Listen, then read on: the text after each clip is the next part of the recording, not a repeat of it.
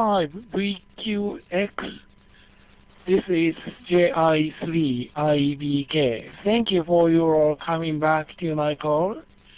And good evening, sir.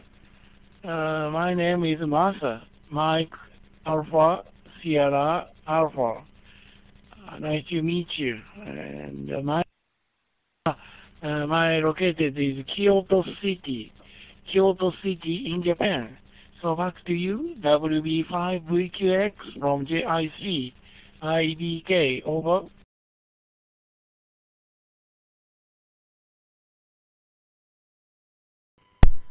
Yeah, QSL, Masa. It's good to speak to you too, to talk to you. It's interesting. I'm on a 440 megahertz repeater here in western Kentucky, and talking to you nearly 7,000 miles away. It shows 6,800 miles, and I'm not quite sure what that is in kilometers off the top of my head, but it's a fair distance. And it's really kind of a trip to talk to somebody that far away on this frequency. Just so you have an idea of where I am at, I'm at grid square EM56, Echo Mike 56. If you have access to where the grid squares are, that'll give you a good idea as to where I am located. Just off of a lake here called Lake Barkley. JI3IBK. This is WB5VQX. Over.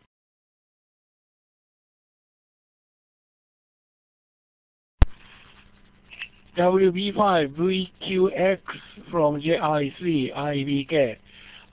Okay, and my now wireless systems. And using transceivers FT1D, IS FT1D, and 200 box PC interface settings, wireless networks in wireless networks. I called to him. Repeaters accessing your repeaters. Your repeaters connect to wireless networks. Okay. Sorry, your names. I missed your names. Please say next transmission.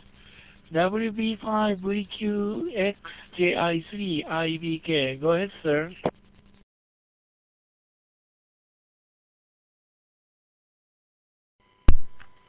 JI3IBK from WB5VQX. Fine business, Masa. And I apologize for not passing my name along. The name here is Mike, Michigan, Indiana, Kilo, Echo, Mike. And we're using an FT400BR here, running into a mobile dual-band whip that's mounted on top of my house, and working a repeater in Princeton, Kentucky, on 440 megahertz. And yes, it is connected through Wires X to the Wires X network. And so, as a result, I'm having a chat with you in Japan, which is a marvelous feat. It's something else. This Wires X thing that Yaesu has come up with. It's really pretty nice, and I sure enjoy talking on it from time to time. This room that we are in. A lot of people from around Kentucky and Tennessee and Ohio all connect up to this room, so this is kind of a hub for this region of the United States. And so we're happy to talk to you tonight in Japan. JI3IBK. This is WB5VQX.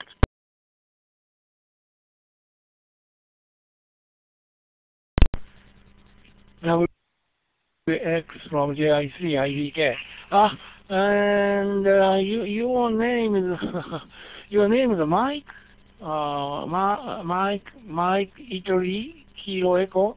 Your name is Mike. Okay, go ahead.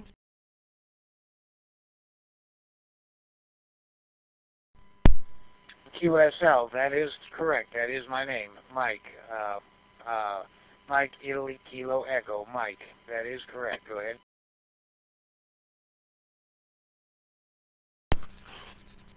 Okay, Mike. I copied. That's right. Okay. This system is very, very good. Very high technology system, I think. And yeah, it's wired X systems. And my node is accessing. My node is transceiver is FTM400.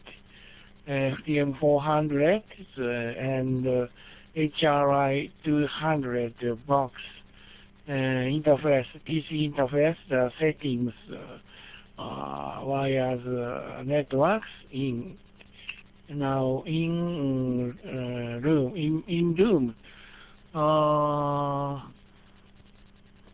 Very long distances. I can easy QSO. I can easy the long distance DX QSOs. And HF system. I operate the HF stations, but now HF conditions, shortwave conditions, very, very poor. And now no operate. Recently, this system is very, very active operate. Mike, WB5VQX, so back to you guys.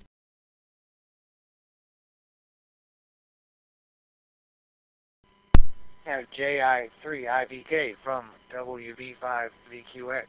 Very good, Masa. Very good. I also operate an HF station using Kenwood equipment. And you're right, the shortwave conditions have been pretty bad here lately. But I have been operating a lot of the digital modes, especially FT8, and have been making FT8 contacts all over the world fairly easily. Those digital modes, some of those digital modes are good when band conditions are poor, and so I have made a lot of contacts over the last couple of days, a couple hundred contacts, and about 50 or 60 of them are international contacts in Europe and Asia. I have Japan and Israel and Australia, New Zealand, and all of those places that I have made contact with within the last couple of days, even with the poor band conditions on the digital modes. JI3IBK, this is WB5VQX. Over.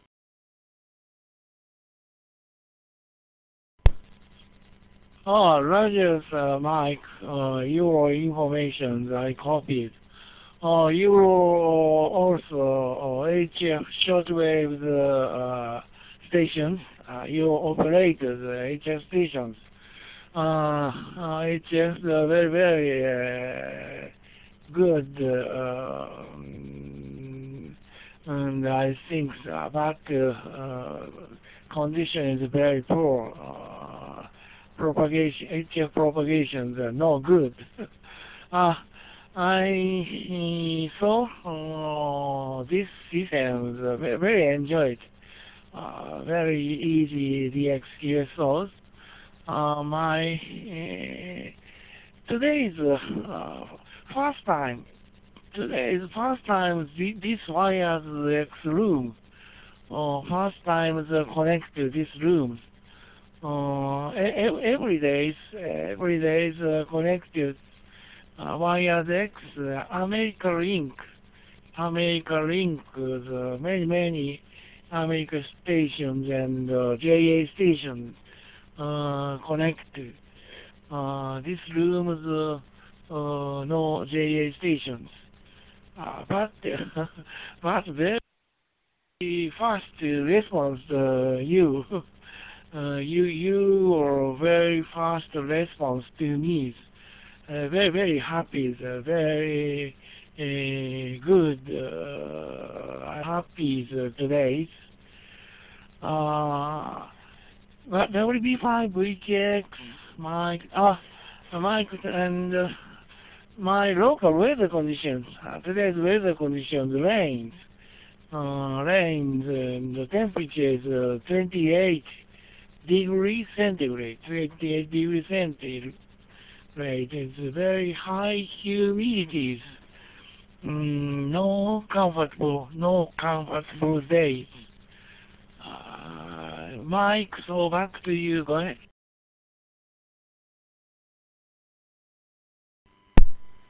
Yeah, very good, Masa. JI3IBK. This is WB5VQX. And I'm pulling up on my computer a conversion program. Well, gonna have to work on this. But the weather conditions here have also been very rainy over the last couple of days. The temperature here has been in the, I believe it's been in the mid-80s Fahrenheit, and I'm not quite sure what that converts to in centigrade. I'm not used to the metric system for temperature measurement and for long distance measurement. I'm not used to kilometers. I'm good with meters and centimeters and millimeters, but kilometers is a little bit beyond me at the moment. I'm so used to using miles. But yeah, we have had very rainy conditions here, and very. It has not been as humid as it had been. It had been very humid.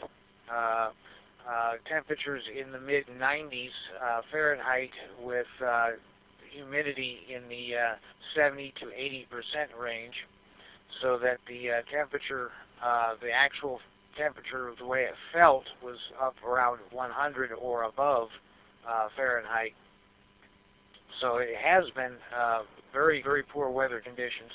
It is just within the last couple of days cooled off somewhat and been nicer temperature-wise, but again, a lot of rain, which is not necessarily bad. It's nice to have some rain to cool it off after such high temperatures. JI3IVK, this is WB5VQX. Go ahead.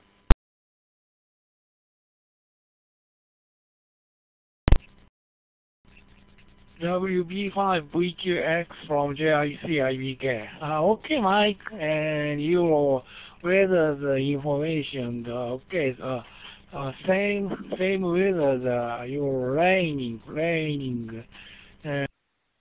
high temperatures. I think. Okay. Anyway, and a short while ago, said. HF's digital system FT8. You operate FT8. Very good. I no operate FT8, but JT65 old system. JT65 sometimes operates. But now no operate. HF no operators. Every day is recently wireless X systems, and in DMR, PMR, and these reflectors. my recently operated three systems. VoIP systems only, no HF operate. But your FT8 is easy DX QSOs. You can easy DX QSOs, I think so. WB5VQX, go ahead.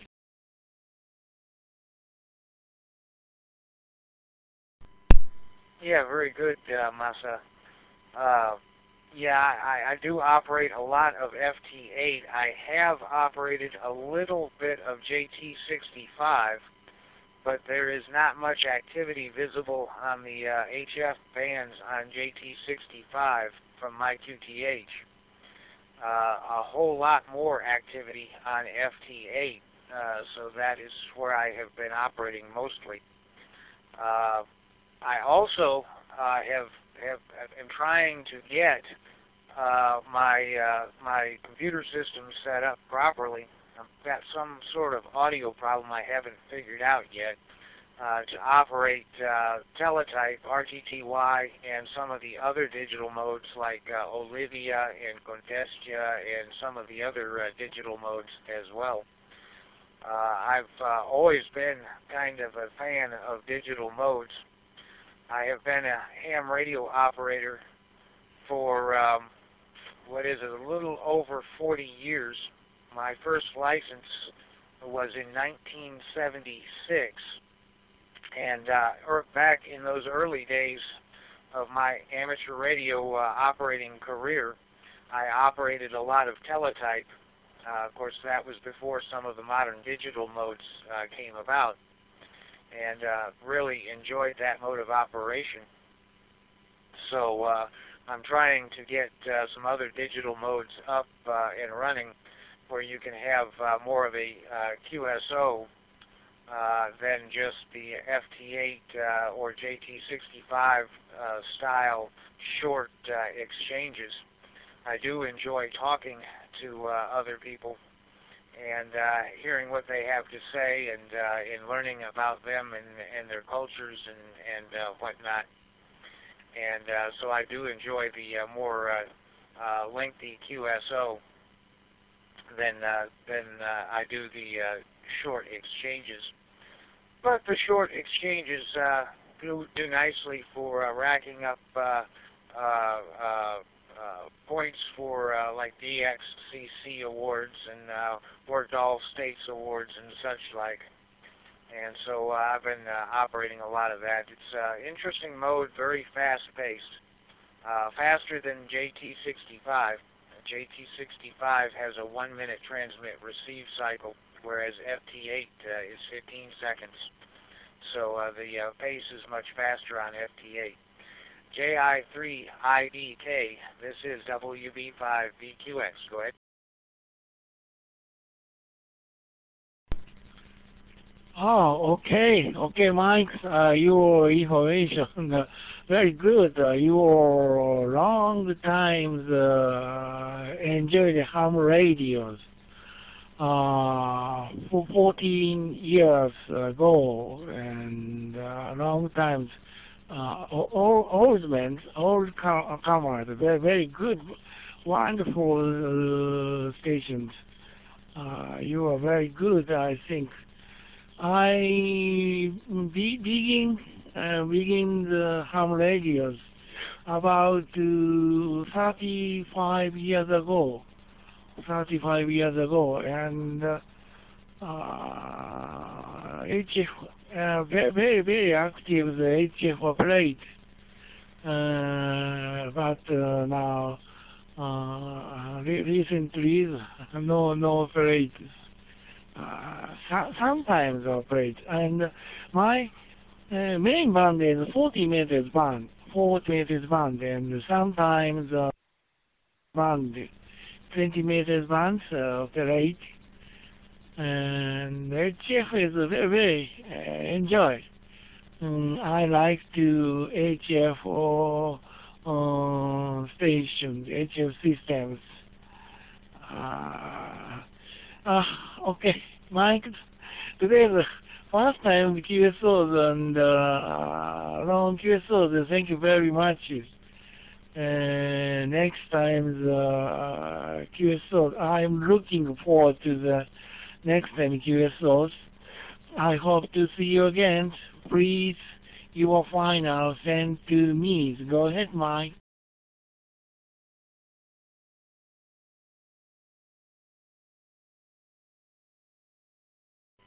Yeah, okay, Masa. I thoroughly enjoyed the conversation as well. And you've been around amateur radio for a long time, as well as I have been. And it's good to talk to an old ham. Maybe we will catch each other on the HF bands. I operate a lot of 20 meters and a lot of 40 meters, and a little bit of 80 meters, or 75. And so perhaps we will catch up with each other on HF, and perhaps on JT65 or some other way. Hopefully the band conditions will improve here within the next few months or so, and it will get better. I've made a note of the time here, and I will see. I will put this QSO down in my logbook and upload it to the logbook of the world and to QRZ. And I would love to exchange QSLs that way. That's about the only way I do QSL anymore is electronically. But and maybe, like I say, we will meet up on HF sometime soon. It's a pleasure to talk to you, Masa, and we will say best 73. JI3 IBK WB5VQX will be clear on your final. Okay, Mike, and thank you. Today is a nice QSO. I hope to see you again. 73, Mike. Goodbye. Next, see you again. Sayonara. Arigatou.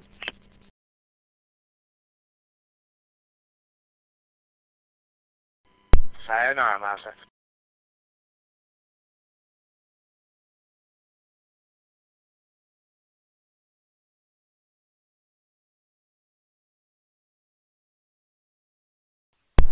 WB5VQX, this is KK4OVW.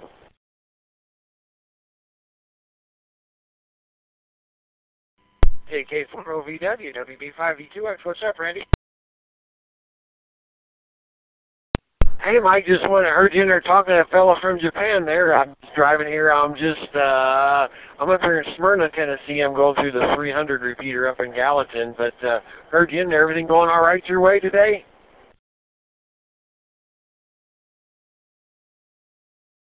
Yeah, everything is going great, Randy. Having a pretty good day. I've spent a lot of time down on HF on FT8, made a bunch of contacts, and been working, doing some other computer stuff.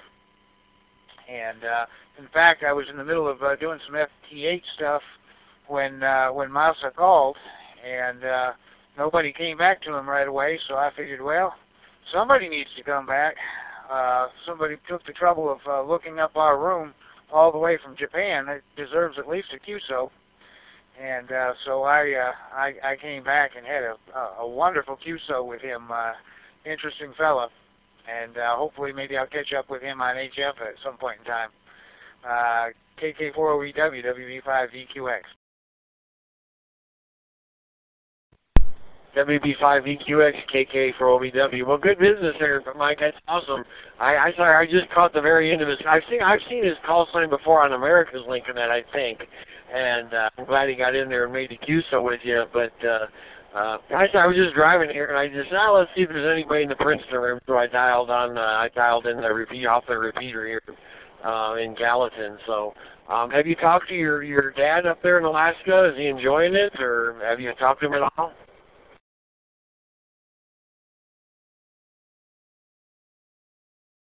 No, he's been incommunicado up in Alaska. In fact, he should be back. I think he was supposed to get back late tonight, and so I will probably hear from him tomorrow. But yeah, Vasa said that he spent a lot of time up on the America's Link room, which is an interesting room. I've had this note on it on occasion. I haven't been over there for a while, but that's an interesting room. A lot of things go on. There's a lot of activity there. But so yeah, he did say he was up on America's Link quite a bit of the time. So you probably did recognize his call sign. So yeah, it's been an interesting day and an interesting week. And as you're probably aware, I started a new job on Wednesday. Yesterday was my last day at the old job, and then I started on Wednesday over at a cookie factory there in Princeton. And hopefully that will improve my ability to do things like go to ham fests and stuff like that, because the new job should have weekends and most weekends and holidays off, and so I might be able to get to a few of the ham fests, and I'm looking forward to that. And unfortunately, though, I probably will have to give up net control on Thursday nights on the phone net. Because I think that my work schedule is going to require me to be at work on Thursday nights during net time. But, you know, we all have to make sacrifices. Yeah, that's for sure, Mike. You got to do that. You got to accommodate, because it's like my boss told me that I work for now. He says your job is to take care of your families and that, and then do your thing. So, and let you get in there and do your thing. But that's good. Like, so I'm glad you got a better lot there in life. It sounds like things are going to work out well for you there. As I know, job changes are always tough. I hadn't done one. I changed it about 10 years ago, and you always get the unknown. Who you're going to work with? You're going to like the people. You're going to enjoy the work. You're going to, you know, there's always a myriad of things, and I'm sure you'll do well at it. It's just one of those things. I don't care any job I've ever had, Mike, even when I worked as a grocery boy at a grocery store years ago up in Indiana there. There was always one person you just couldn't quite stomach, you know, but you kind of adapt to it and kind of go accordingly. But I'm sure you'll do well at it. I'm sure you will. And you'll do very well at it, I'm sure.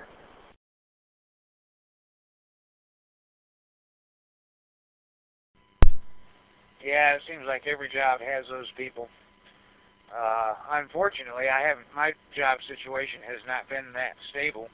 I was working, I don't know if you're familiar with Patty's 1880s settlement here in Grand Rivers near me, but I was working there as a baker for a couple of years, and then back in February they had a fire, and they shut down, completely shut down after the fire, and tore the whole place down, and they're in the process of rebuilding it now.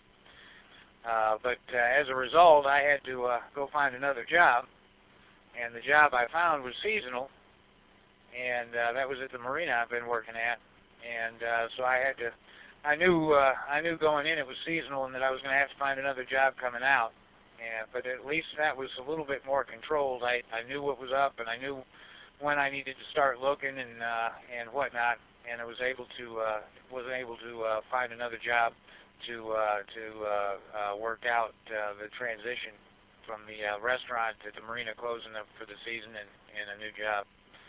So I'm sure everything will work out fine. A lot of it has to do, as I'm sure you're aware, Randy, with attitude. If you have a lousy attitude going into any situation, and especially a new job situation, then you're probably going to have a rough time. But if you have a positive attitude and it's and are determined to find the good points and the good things, then you will do that, and the job will work out just fine.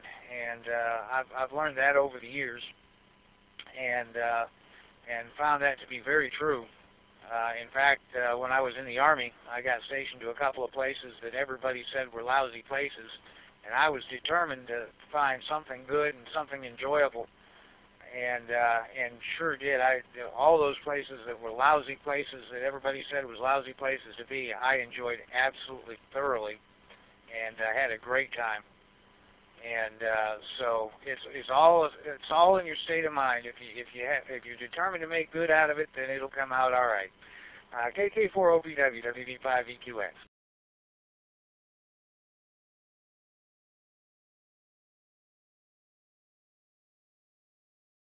WB5VQX KK for OVW. Well, you're exactly right, Mike. Attitude is everything in anything you do, that's for sure. If you go in with a half-baked attitude, you'll have half-baked results. There's been times back when I was working, it was in the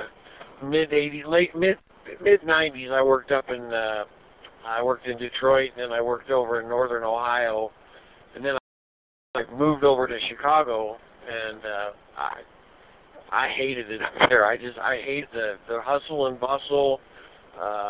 I didn't like the job. I'd worked for the fellow I'd worked for years ago. As a matter of fact, he hired me into the business, and I had a good attitude going into it, but not really what I should have.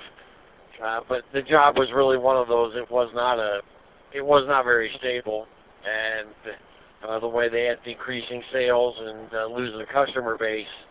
It didn't turn out good, but one time I was in there, and I was very frank with him, and I got in there real early in the morning, and I drove 88 miles up there. I lived in Kankakee, and I drove up to Schaumburg, and I sat in the office, and he came in. I knew he came in early in the morning, and we started talking about stuff, and I just told him, I said, I think I made a huge mistake coming here, and he took care of that. About a month later, he laid me off, so it all turned out for the good, though. I mean, there was a lot of good things that came out of that. I found anything that you do get a bad situation of, something always good comes out of it, at least in my experience. But I ended up moving down here, and gosh, I've been down here I moved down here in 97, so I've been here 21 years already, so can't believe it's been that long already, but time flies when you're having fun, that's for sure. WB5VQX KK4OVW.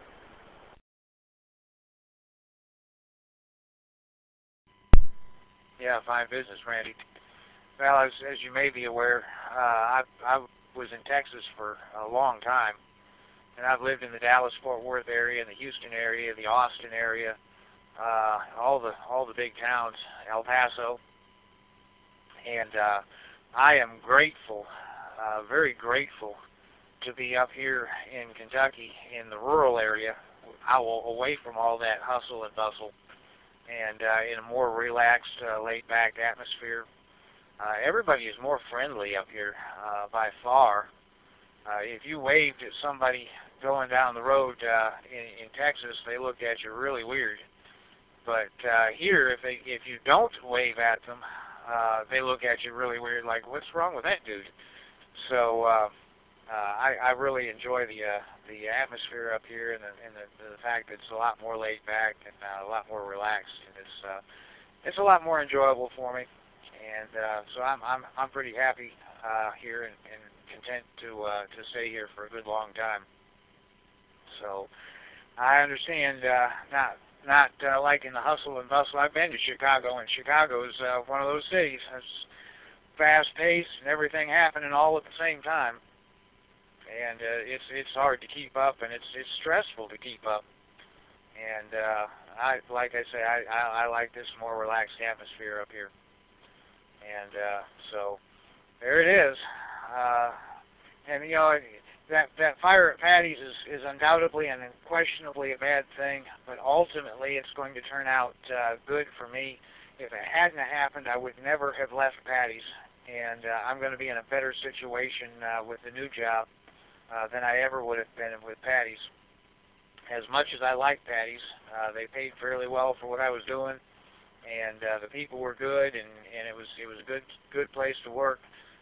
The new place is better pay, much better benefits, and so it's all going to work out.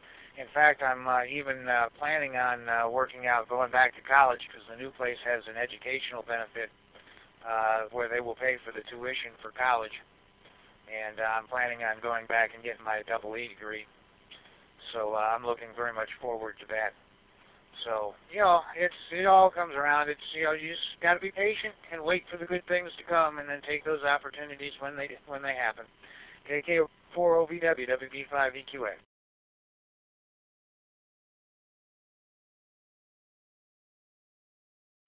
WB5VQX, KK4OVW. Well, that's great, Mike. Are you going to get your double E there at, well, I think Murray's got a program, don't they? Don't they have a program there?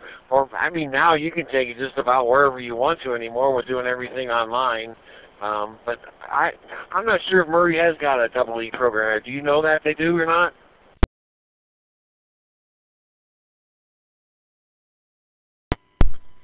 Well, I was planning on going to Murray State, and they don't have an actual double E program per se. They have a Bachelor of Science in Physics with an electrical engineering track.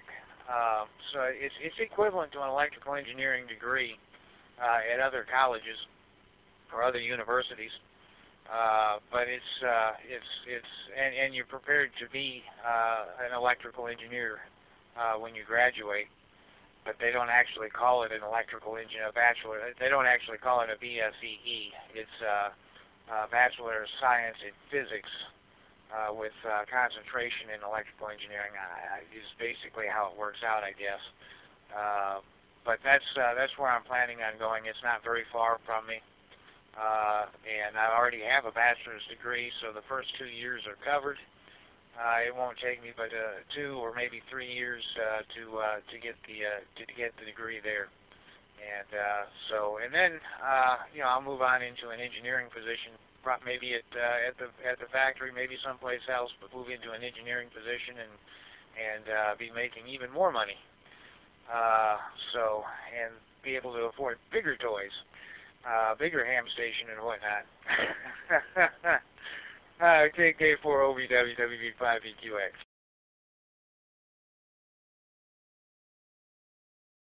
Yeah, that's true, Mike. Yeah, I had a professor in college there. His name was Thomas K. Willison. He taught transistor theory. Just a great teacher, very, very unassuming guy. And he talked about that with his degree. He said, I could have gone to Rose-Hulman up there in Terre Haute, and he says, I didn't have the money to go. So he went to Indiana State there in Terre Haute, and he got his degree in physics, just like you're talking about. And when you think about it, physics is everywhere. I mean, the physics is you talk about the chemistry, the physical chemistry, or statics and dynamics and thermodynamics, electrical with protons and motion, electron flow, and all that stuff.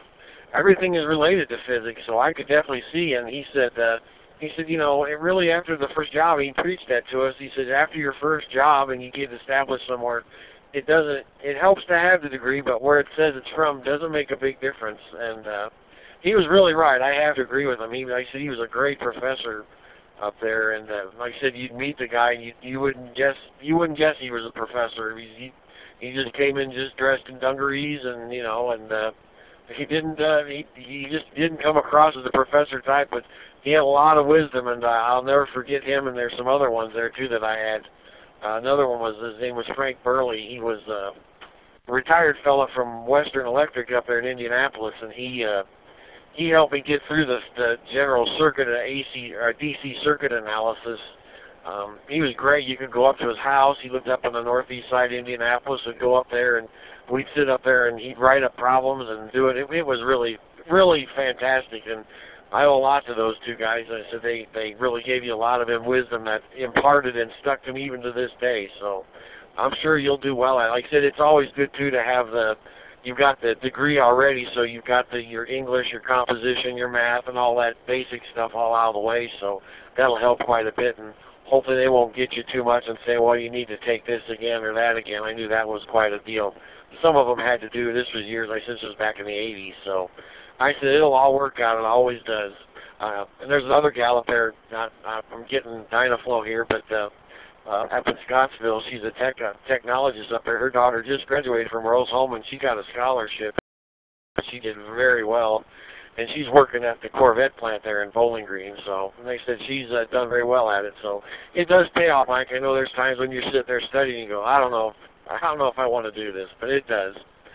WB5VQX, this is KK4OVW.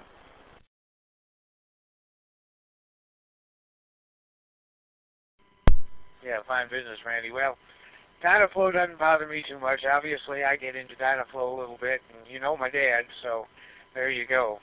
But no, all that physics stuff is interrelated, and a lot of the concepts and ideas from any specific area and concentration in physics, by and large, the thought processes and whatnot that it takes to solve those problems and work in those areas are transferable to other areas of physics. So you're right. They're all interrelated. The thermodynamics and the statics and the electrical and the chemical and all that. It's all interrelated, and a lot of the theories and concepts apply across the board. And so I've been around physics and electronics for pretty much all of my life. Electronics has been a hobby of mine for a long, long time. I already know a great deal of the information for a EE degree, which will make the coursework fairly simple. I've actually taken some online classes from MIT and monitored some of the online classes from MIT in EE, and so and designed some of my own circuitry, actual practical application circuitry, and built and whatnot. So it shouldn't be all that terribly difficult. It's something I thoroughly enjoy, which makes it a lot easier too. So and then if I can turn around and turn it into a positive, a benefit, and making money off of it, well, then that's icing on the cake. And so that's I'm looking forward to it. Looking forward to the opportunities and the possibilities, and in the potential advancement that may bring. But it's more about personal, what I like to do and what I like, and learning about stuff I enjoy. For me, it's more about that. And being in a situation where somebody else will pay for it makes it all that much better. Go ahead, Randy.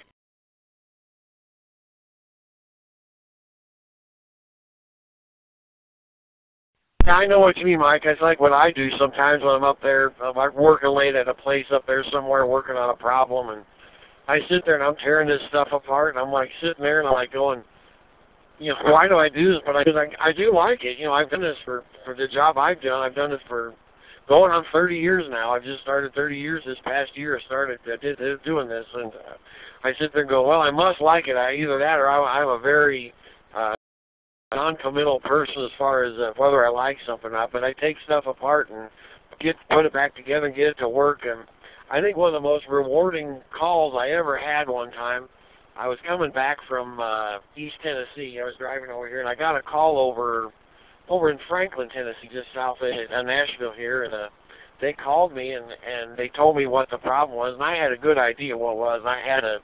It was a big decoupling diode to D2 transmitter, the receive coil when it would transmit.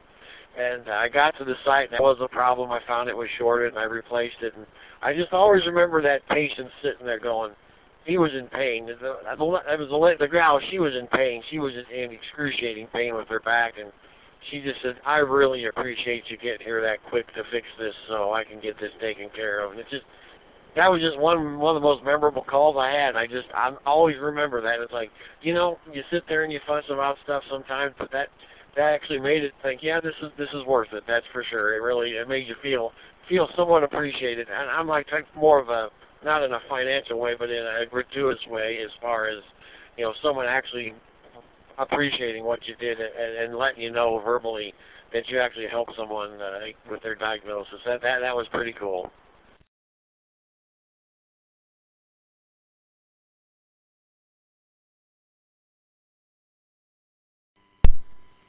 Yeah, roger that, Randy. And that's very true. And it's nice to be able to do those kinds of things, and to and again, all that stuff translates. When I was down in Texas, I was in a maintenance department where we had we had a lot of different maintenance people. We had plumbers, and we had electricians, and we had other carpenters and whatnot all working. But sometimes the situation was just such that all the plumbers were busy, and the head of the department would grab me sometimes and well, you know, we got a plumbing problem. Well, I don't know anything about plumbing. Well, you know, we'll figure it out. And, you know, off you go. And I found that, you know, most of the troubleshooting techniques that I use when I troubleshoot electrical or electronic systems, you translate it to plumbing systems. And so it was pretty gratifying for me in those cases to be able to go out on something, you know, that I didn't know a whole lot about some of the overall concepts maybe, but I knew enough to be able to figure it out and get an attaboy here and there. And in that particular job, I ended up being kind of the go-to guy for a couple of different crews that they'd come in and they said, well, we can't figure this out, and you know, this is going on and that's going on, and we can't figure this out. Can you come out and look at it for us? And I'd come out and look at it and scratch my head for a couple minutes, and sometimes it'd be stuff that I didn't have a clue what was going on, you know, ultimately. But I could focus on the problem and figure out what the, as we say colloquially, what the goes indos and goes outas were and what was supposed to happen, and from there it wasn't too terribly difficult to figure out why what was supposed to happen wasn't happening. And about 9 times out of 10, I was able to figure it out, and everybody was happy all the way around, and you know, my stock rose and all of that. KK4OVW WB5VQX.